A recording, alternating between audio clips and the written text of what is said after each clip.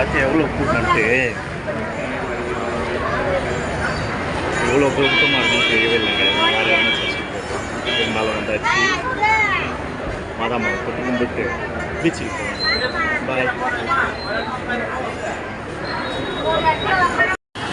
செம்ம கூட்டங்க கோயிலுக்கு.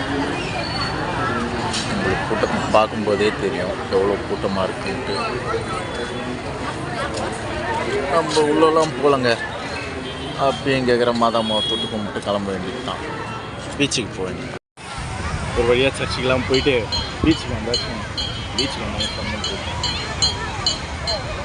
அதனால் பீச்சில் இருந்துட்டு வீட்டுக்கு கிளம்ப வேண்டியது தான். பாய்.